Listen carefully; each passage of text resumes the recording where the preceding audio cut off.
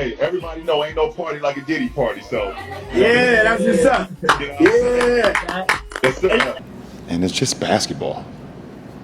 At the end of the day, it's just basketball. Like and subscribe. Like and subscribe.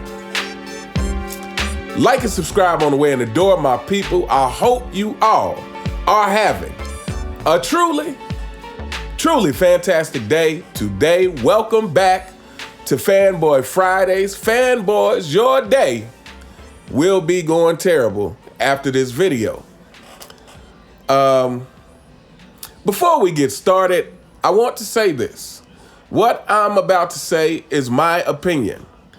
And this is my opinion based off of the actions that I have seen throughout the career of Lebron James, also known as the Deer or the Duck, depending on which day and what game you're watching. But this is my opinion. And so, with everything going on with P. Diddy, and I did a video about that when he first got arrested. I covered that because if you grew up in the 90s, you know that P. Diddy was definitely a part of that era and what was going on in the 90s. So I felt like I had to cover it. And, you know, I waited for quite some time before I spoke about LeBron James and the ain't no party like a Diddy party clip. But we're going to talk about it today. And first of all, let me start off by saying this. I have always said on this channel that people who, if you're chasing fame and money, you're, to me, the greatness that you will be able to achieve is going to be limited. If your ultimate goal is fame or money, or you get sidetracked by the fame and money, in other words, maybe you started off with good intentions, maybe you were driven by the passion for something in the beginning, but at some point, that passion was hijacked by the money and the fame and the praise and the adulation that comes from whatever career it is you chose, whether it's football, basketball, you know, something in entertainment. But it really could be in anything, you know, whatever world you're in. If you're a computer programmer, within that world, you may receive a ton of praise for what you accomplish. But not only that, not only to me is your greatness limited if that is your ultimate goal, is just fame and money, but I would also say that if you are chasing fame and money, at some point your integrity will be compromised. Or maybe you never really had much integrity to begin with. So, having said that, I want to talk about LeBron James when he said, "You all have to go back to your miserable lives." When he made that statement. And the significance of that statement. Now, he actually never said miserable lives in the actual quote, but he said something to the effect that you all have to go and have the same life that you were living, you know, and insinuating that he will go back to his rich lifestyle. And, you know, you got to wake up and have the same day, the same life that you had before. So while he never said miserable lives exactly, this is what he was insinuating. And to me, the significance of that statement is people who make statements like that, they believe that the money is actually what makes them better than you. You know, if you can remember being in grade school and, you know, maybe getting in a confrontation with someone, and I'm talking about really young. Hopefully, it wasn't happening in high school, but I'm talking about elementary, middle school. I'm sure we've all seen this interaction where maybe two kids are arguing, and one of the kids will say, "Oh, well, my parents have more money than you do," or something to that effect, and they say that because they believe this is what gives them the leg up. Well, to me, that sentiment never changes. It's for someone to say, well, you have to go back to your miserable life, or you have to go back and have the same life that you had. To me, that is insinuating. They say that because they actually believe that the lifestyle that they have is actually what makes them better than you. Not their character, not their integrity, not the positive things that they do in the world, but simply the lifestyle. I was able to achieve this lifestyle, so I am better than you. And so LeBron James' attitude fits right in with those kind of people. And when I say those kind of people, I mean your P. Diddy's and your Jay-Z's. Now, I'm going to talk about Jay-Z because for those who have followed LeBron James through his entire career, which I'm sure most of us have, at least up to the point to where he became unbearable. For those of us who followed LeBron, and fanboys, let me tell you weak-minded individuals something. Again, and I've said this many times before, many other content creators have said this. It's been said many times, but when you guys are trying to debate someone who grew up watching Michael Jordan, who grew up seeing Larry Bird's career, who grew up and saw Kobe's career, in other words, someone who's actually witnessed several decades of basketball, you guys really don't have that much information to even debate someone like that. In other words, I said this from the beginning. This is a 90s channel because that is the decade that I would imagine a lot of people who watch this channel grew up in. And we saw Jordan's career. We saw Kobe's career. And we saw your fake king, the Duck's career in its entirety. So when we are making judgment or giving criticism, it is actually criticism based off of standards that we have previously seen and that we have firsthand knowledge of. So going back to Jay-Z and LeBron James. LeBron James and Jay-Z had a relationship, seems like in high school. And this is according to Rich Paul. According to Rich Paul, Jay-Z used to fly them up to New York every other weekend. This is one of the reasons that Rich Paul used for saying that people were jealous of LeBron James. And I can imagine if you're in high school, number one, in life, you're gonna have people who are jealous. I mean, let's not pretend that that's not the case. LeBron James is nothing special that you have people jealous of you. There are always gonna be people jealous at every level of life, at every financial level of life. There are going to be people jealous of you for different reasons. It doesn't even have to be monetary. It could be because you're just well liked. But to use that as a reason that he somehow had more scrutiny than any other player in the history of the NBA, like they try to do for LeBron James, and woe is me, and everything LeBron James had to endure was worse than any other player in the history of the NBA, according to Rich Paul in Unclutch Sports and La Media and CFL, and members of the 4 and 6 Kingdom. But yeah, so According to Rich Paul, Jay-Z was flying them up to New York every other weekend in high school.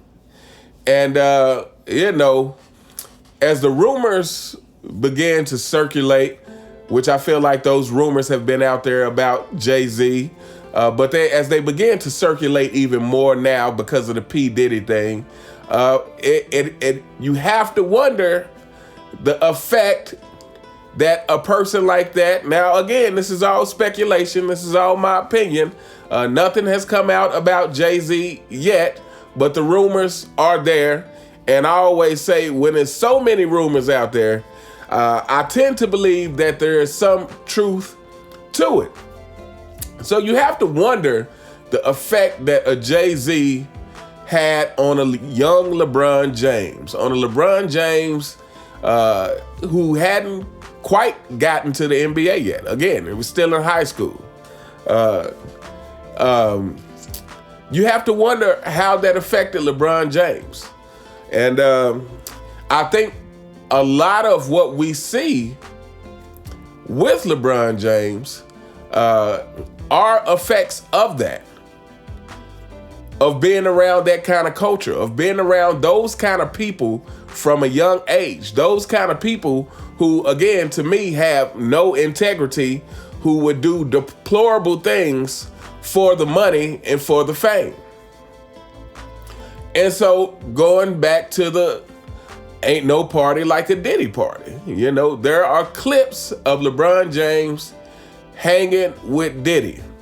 Now, I'm not insinuating anything about LeBron James and what he may or may not have done at those parties that I'm sure you fanboys wish you could attend with your king for the reasons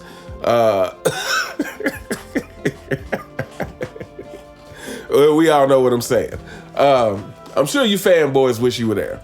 But anyway, yeah, I'm not saying what he did or didn't do at these parties, but I am pointing out the circle of people that he associates with.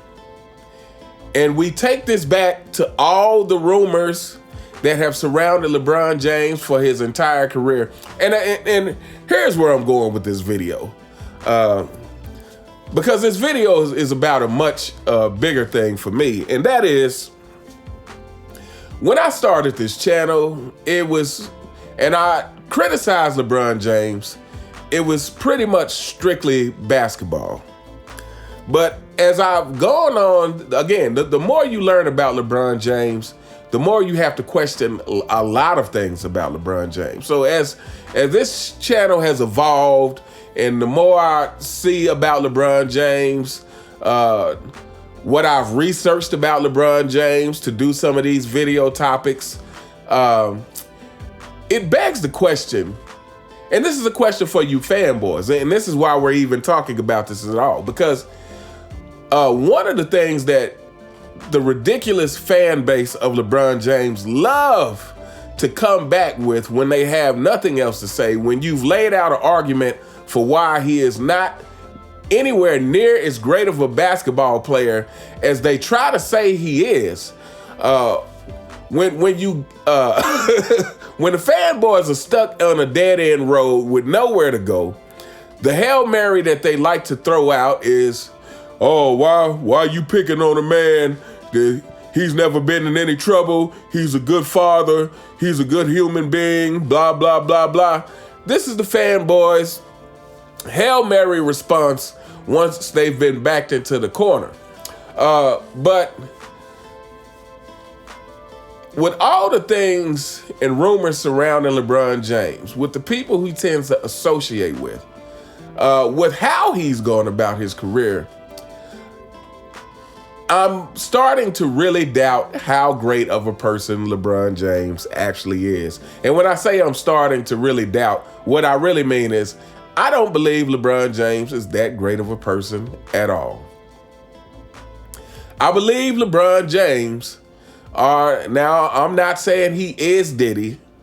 I'm not saying he's not either. But what I am saying is you're hanging around these kind of people, and we've seen the kind of things, not only that LeBron James does that's deplorable off the court, but on the court as well. So, when we're talking about people like this, people who are chasing the fame, the money, basically these are low integrity people. Because to me, it's a difference between becoming successful because you have a passion about something, and and your love for that thing takes you to heights that you probably never would have guessed. That's different between you using that thing to get to the money. These are two completely different things. So when you're the kind of person who are chasing fame and praise and adulation like LeBron James clearly is, if anyone wants to dispute that, please explain to me the fact that people talk about how Unclutched Sports approach them to try to control the narrative. Why is that? Because LeBron James wants to be seen in a certain light, and he is using his minions to try to accomplish that. So when you look through LeBron James' career, we're just going to go through some stuff. First of all, the flopping. Now, one might say, especially you fanboys who really don't know anything about basketball or competition, that this is a pretty insignificant thing.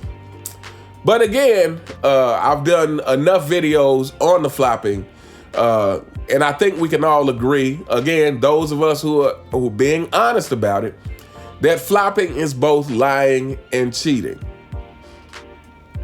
So you have the flopping, but then to top that off, you actually have LeBron James going into the media saying he doesn't know what flopping is. So he's blatantly lying on top of lying, right? I mean, he's lying while he's flopping. He's being deceitful while he's flopping. And then he's lying about it in the media, saying he's never flopped. He doesn't even know what flopping is. I have no idea. What is flopping? Okay, can you explain that to me? Is it where you throw your head back and slide 20 feet across the floor when you barely get touched? Is that what it is? Because I've never heard of it before. So while he comes into the media and bold-faced lies about this, again, this is a poor character trait. Poor character trait. What else? This video may get long, people. Buckle up. The way that LeBron James left Cleveland. The way that LeBron James left Cleveland is of poor character. I don't think anyone with good character would have done it in that way. And again, how did he leave Cleveland? He left Cleveland with everybody being clueless about the fact that he was actually going to leave Cleveland. He left Cleveland by leaving everyone in shock that it actually happened. He left Cleveland while they were actually making moves for him because they were expecting that he was going to be there. And he blindsided them. And he left Cleveland. Poor character move. And people could try to justify it any kind of way they want. You could say, hey, well, he was just doing what was best for him and his family or best for his career. But it's not what he did, it's more how he did it. How he did it was of poor character. He goes to Miami. And he leaves Miami in a poor way as well. Again, he leaves Miami with them all, with him and D-Wade and Bosh having kind of discussed what the plans were going to be. And again, D-Wade admits that he was upset about it when he first heard about it. And of course, D-Wade, because he's soft in certain ways, he'll never go out and just completely and honestly say what he really felt about it, but he just basically said he was upset about it, but at the same time, he wanted what was best for LeBron. So, to me, that's a cop-out. You know, that's you still trying to look out for LeBron more than LeBron would ever look out for you. So yeah, he left Miami in a poor fashion as well. Like I said, this is poor character moves. Again, it's not the fact that he left Miami. It's not the fact that he left Cleveland. Now, as far as legacy-wise, to me, once he left Cleveland, he forever changed the course of what his legacy could have been. And once he lost in 2011, he put a stain on his legacy that can never be lived down for someone who they are trying to put in the GOAT conversation. But how he left them both, to me, it's poor character traits. So you got the flopping, you got how he maneuvers in the NBA, you got how he does his contracts. You know, leaving it, putting these options in his contracts basically in a way so that he can try to force a team to do what he wants with the threat of him leaving. Again, to me, this is poor character kind of traits. This is like strong arming. This is entitlement. This is being a little spoiled brat to try to get your way. His need for praise in general, but I think more importantly, is his lack of praise for others. His lack of praise for others. You know, while you ridiculous fanboys love to try to prop up Scottie Pippen, love to use Pippen in defense of your king because you say, oh, well, Scottie Pippen thought Michael Jordan was selfish. Oh, Scottie Pippen said Michael Jordan was a horrible player. Oh, Scottie Pippen said LeBron James was the GOAT. Why you love to use the jaded and hurt Scottie Pippen, the jealous Scottie Pippen, to try to, again, prop up your king. Why you love to say, oh, MJ, he never won without Pippen. He was 1-9 without Pippen. And whatever other ridiculous, outrageous things you want to say, what you can never say, or why it falls flat is because MJ himself has always given Scottie Pippen the ultimate praise, the ultimate credit. As I go back and look at MJ interviews, it is astonishing to me the amount of praise that he constantly gives to Scottie Pippen. We do not see this with LeBron James. LeBron James is more than happy to take all the credit for all of these championships, for anything that good happens. When LeBron James, again, he has had to be saved by players. Again, and let me say this, because I know you fanboys, the first thing you want to bring up is Steve Kerr and John Paxson. Well, guess what? What happened with Steve Kerr and John Paxson, the series wasn't on the line. If Steve Kerr and John Paxson misses those shots, the series goes on. This wasn't a series-ending thing. Secondly, those shots were set up by Michael Jordan. And because Michael Jordan is such a complete offensive player, because you have to guard Michael Jordan, because you have to react to everything that Michael Jordan does, these were wide open shots that were set up. This is different from LeBron James, not like Kwame Brown said, shout out to Kwame Brown. This is different than LeBron James not actually having a go-to move where he can get off a shot. So thus, Kyrie had to be the one who could create that shot for himself.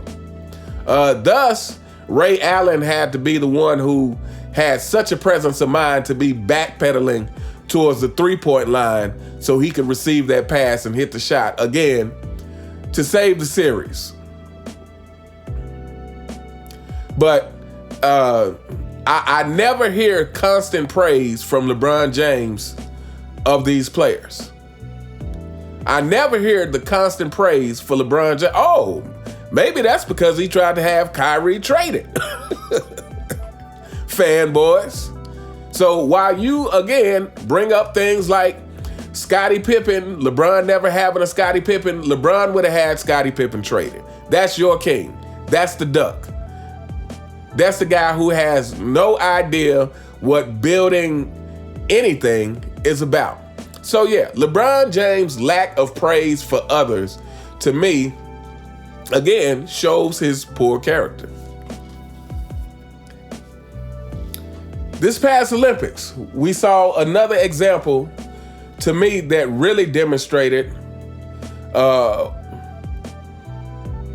what a punk LeBron James is. Let me just go ahead and say that.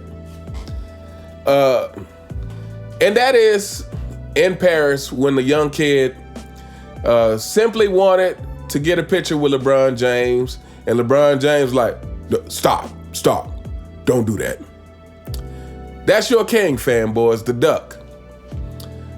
This is poor character. Angry Old Hoops did a video probably around that same time. Shout out to Angry Old Hoops. He did a video basically showing the difference in how Michael Jordan reacts with fans and the difference in that incident. Now, every celebrity has its bad moments. We all know about the incident with Chamillionaire. But in the clips that Angry Old Hoops show, you see fans rubbing Michael Jordan's head on the way out the arena or into the arena. You can just tell that Michael Jordan had much more of an appreciation for the fans than LeBron James ever did. Again, I just did a video on the deer and the donkey walking through the streets of Monaco. LeBron James and Draymond Green. And, again, LeBron James carries himself in a very insulated way, insulated from the people. And while, yes, of course, Michael Jordan had security, but Michael Jordan was very engaging with fans. And Michael Jordan was way more popular than LeBron James could ever dream of being. Back in the day when social media wasn't like that, when it was no social media. Michael Jordan had way more of a reason to try and insulate himself from the fans because it was much more of an overwhelming thing how popular Michael Jordan was, but he didn't. Michael Jordan was much more engaging with the fans. Like I said, in the clips that Angry Old Hoops show, you can see fans like rubbing his head and touching him, on the way in the arena, on the way out the arena. Like he didn't, hey, stop. Don't do that. Don't touch me. He didn't do that. But LeBron James, again, this one kid who clearly was not a threat, and then he brushes the kid off and proceeds to walk to the entrance of the club and starts dancing and taking a picture with someone else. So yeah, you're a poor character king.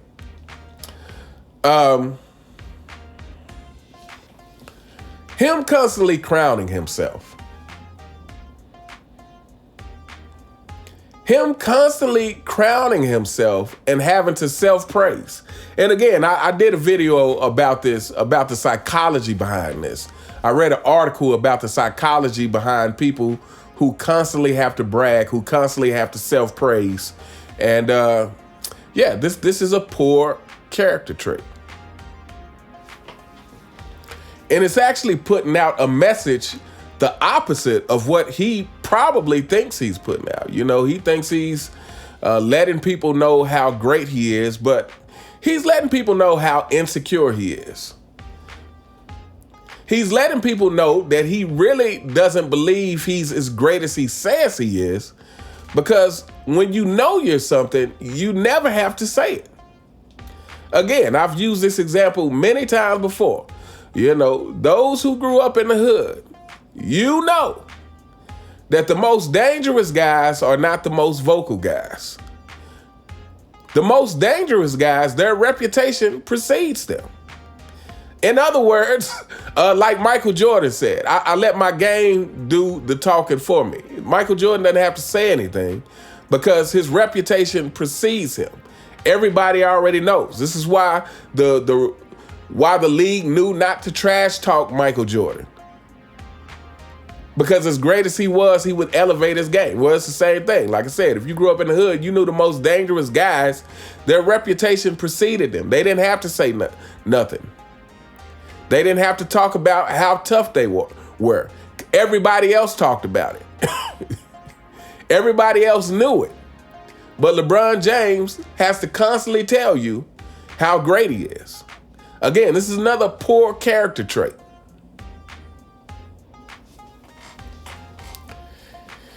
And maybe this is the last thing that I will bring up in this video. We coming up on about 30 minutes. And there's really not a video long enough that you could talk about all the deplorable things that LeBron James does. But I will say this. Bronny James getting into the NBA. Shout out to Sports T. I just watched her video about Magic Johnson, basically saying that, hey, Bronny James needs to go to the G League. You know, he needs to be developed in the G League. He doesn't need to come try to play, you know, as a Laker where he's going to be spending most of his time on the bench. And, you know, kind of insinuating that LeBron James, you need to actually do what's best for your son and put him in the G League. Which, if he really would have did what's best for his son, Bronny James wouldn't be in the NBA to begin with. To me, there's really no way you can slice this. And, you know, I know it's a lot of people out there who say, hey, you know, a father getting his son in the NBA, who wouldn't do that? A father who's thinking about his son's well-being, that's who wouldn't do that. I think it would be completely different if Bronny James was actually a very skilled player. If Bronny James was actually, but on the other hand, if Bronny James was actually a very skilled player, he wouldn't need LeBron to help him get into the NBA. But if for some reason, you know, Bronny James actually had some serious skills and LeBron James helped him get into the NBA, well, that's one thing. But to me, he has started, not only has he put Bronny in an impossible situation, but he has started Bronny James' NBA career off, if Bronny James ever would have had one. He started his NBA career off with an amount of pressure that is unfair for someone like Bronny, who is actually not that skilled. He's starting Bronny James' career off with an amount of pressure that's unfair for someone who's actually not that skilled. And we got all the hype going on, you know, everybody anticipating the moment when the Deer and the Deer Jr. will play together. And it has become all about that. It has become all about this moment, all about so-called breaking history. But again, in another video, I asked, what does this mean when this has been manufactured? How great of a moment in history when this has been a manufactured moment of history, like LeBron James' whole career has been manufactured. It's not like Bronny earned his way into the NBA and they had this moment. This is like a Hail Mary, LeBron James getting to the end of his career. He still hadn't passed Jordan as the GOAT. He's still looking for little things that he can use to give his fan base some ammunition. because I don't think he's winning over any new fans at this point. But to give his fan base some ammunition, he's constantly looking for new things. And this is like a Hail Mary, end of the career attempt to say, oh, I've seen Facebook posts and memes and stuff, where it's talking about this is greatness, with LeBron James and Bronny sitting beside each other in the press conference. This is greatness, that a father and son get to play together. What greatness for who? Bronny James isn't great. And so greatness for who? Greatness for LeBron, that he was able to manipulate the system to get his son in there to play with him, who is not ready to play NBA basketball? What part of it is greatness? I'm confused by this. What part of Bronny James and LeBron James getting ready to play together is greatness? To me, it's just a clown show. It's a spectacle. It's the Lakers having pretty much sold their soul to this fool, LeBron James, and allowed him to run a great franchise into the ground. My condolences to real Laker fans everywhere. But where is the greatness in this? Again, where is the greatness in a manufactured moment? Again, you know what else would make history? If they put a dog in the Lakers jersey. You know what else would make history? If they go ahead and put Bryce James and Savannah James on the team as well. That would make history. A whole family of deers playing for the Lakers. That would make history too.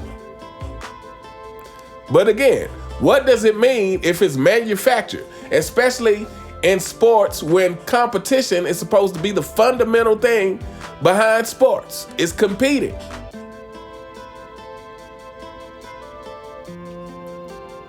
So to me, all of these things point to LeBron James having poor character. We can talk about the ridiculous museum. We can talk about that school that turns out he didn't really fund most of it. Maybe he didn't fund any of it. If somebody knows, drop it in the comment. But they were trying to make it seem like it was a completely LeBron James funded thing. Not to mention the school is not doing well.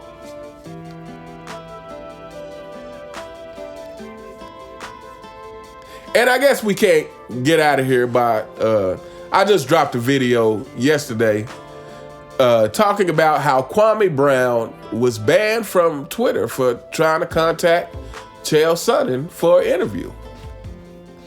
He simply wanted to ask him about what he said about LeBron James, and he gets blocked from Twitter. So, we're about to wrap this up. Wow, we getting close to 40 minutes. We're about to wrap this up. But I do want to say this, and I've said this before. With every deplorable thing LeBron James has done in his career, because this is where we're at, people. Whatever you think about LeBron James as a basketball player, to me, what he has done, how he has done what he's done on the basketball court is a sign that his character can't be that great already. But then when you add in everything in totality, like I said, when you add in the self-praise, the lack of praise for other teammates, the way that he conducts business is like I said, is very poor character. How he tries to strong arm teams, how he left Cleveland, how he left Miami, the people he associate with, like Jay-Z, like Diddy. And on top of all that, when it comes to the Juice allegations, when it comes to the, I would say more than likely that these allegations are not false. It's my opinion. if that ever is confirmed, and I believe this is why he won't address it. Why he won't address it, because for him to address it would bring even more attention to it. If he comes out and makes a statement, if he comes out and make a statement, I just want to let everybody know that I don't even know what PEDs is. I have no idea what that is. What do you do with that? Is it something that you inject into your bloodstreams? What is it? What does it do for you? Does it make you bigger, stronger, and faster, like they've been saying about me for the last 20 years? Does it make you able to play longer, as long as you're not playing defense in your latter years or halfway through your career? I have no idea what PEDs is or how to use it. If it ever is confirmed, like I was saying that I think he won't address it, because it will, if he comes out to say that, hey, I'm not doing this, I don't use PEDs. If he comes out to say it, it's still going to draw more attention, because it's going to open up the gate for more media to actually talk about it. It's probably going to spark some investigations from people who make their living off of exposing people. So this is why I think he won't address it, because at the end of the day, it will we all talk about it. But if he actually came out and made any kind of statement, I believe it would draw even more attention to it. So this is why I believe he hasn't said anything. But if it is ever confirmed that this is the case, wow, what a long fall to the bottom it will be. A long, hard fall from the top of the mountain. He will hit every rock on the way down. And fanboys, if and when that happens, I think all of us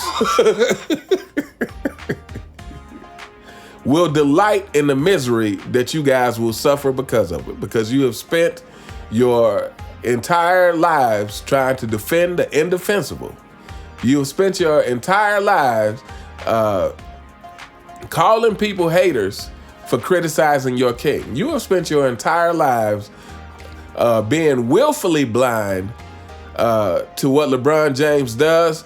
And I guess more importantly, you spent your entire lives supporting someone who plays the game in a low integrity way. And I would say even outside the game, does low integrity things, because it's more stuff that I didn't even mention, on this video, that I'm sure, we can all take a stab at and guess some of these other things that you would have to question his character about.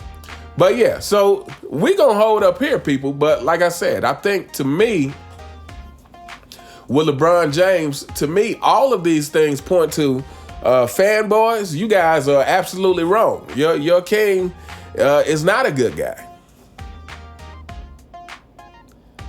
Matter of fact, to me, it's similar to Diddy in the sense that, Diddy is someone who comes off as this likable character to everybody, except unless you're a very perceptive person. Because like I said, I've never liked Diddy. I've never liked him. And the things that I don't like about Diddy, that I've never liked about Diddy, I see those same qualities in LeBron James. But anyway, let me know what you guys think in the comments. Fanboys, we don't care what you think. We hope your day is going terrible. We hope this video makes it worse. And we hope that you hit rock bottom so that you can snap out of your delusion. Maybe if you hit rock bottom, you will snap out of your delusion for the so-called king, for the deer, for the duck, for the leader of the CFL, for the ruler of the 4 and 6 kingdom. But anyway, let me know what you guys think in the comments. You all have a truly, truly fantastic day, and I'll see you next time. All right.